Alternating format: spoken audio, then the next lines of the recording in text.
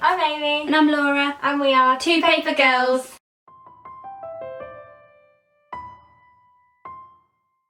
Today we are doing the Playing With Your Emotions book tag, which was started by Raeleen at Padfoot and Prongs 07. She's one of our favourite booktubers, and we thought this would be a good way to show you guys some of the books that give us all the feels. All the feels.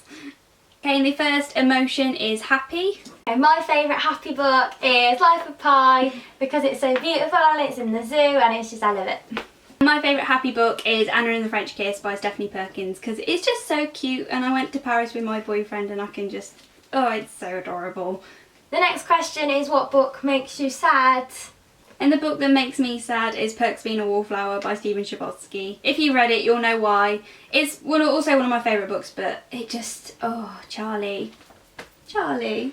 The book that makes me most sad is The Book Thief by Markus Zusak, because it's set in Nazi Germany, so you're going to know it's sad, and one of the main characters is a persecuted Jew. So sad. Sad. Death. Sad.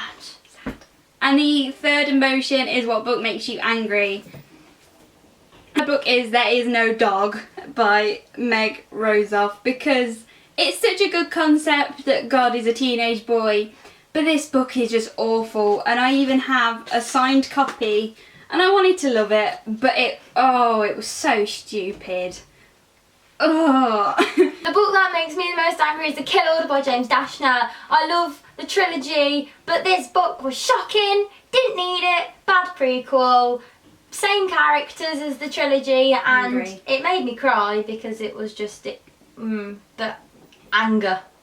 Sad tears, angry tears. Question number 4 is, what book makes you feel the most nostalgic? The book that makes me the most nostalgic is Paper Towns by John Green. I could have gone with the obvious Harry Potter, but this was one of the first books that kind of made me think and feel, and I love it. Every time I read it I feel like I'm in year 9 again. Mine is The Red Necklace by Sally Gardner. I read this for the first time when I was a kid, and I couldn't pronounce any of the names because it's set in the French Revolution. And then I just read it again and I loved it, but it made me feel like I was a kid again trying to figure out how to read a proper novel. Question number 5 is, what book makes you scared? Can I come out? Yeah. The book that makes me most scared is 172 Hours on the Moon by Johan Harstad. It was so creepy, I wasn't expecting it. I didn't even expect the genre. Really scared me, you need to read this. It's terrifying. Really scary. The book that makes me scared is The Maze Runner, because it was super fast paced, but grievers. Sluggy robot things that kill you in billions of ways, that chase you in a maze at night time. And they roll around. What's not scary about that? Watch the trailer, you'll see what I mean. Next emotion is surprise!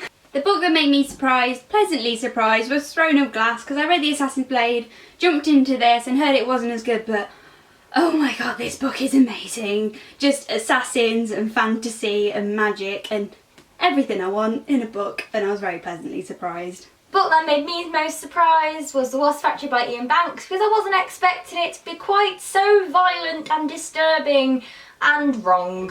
It was horrific. But it didn't surprise me negatively, I was just surprised. Question number 7 is disappointed.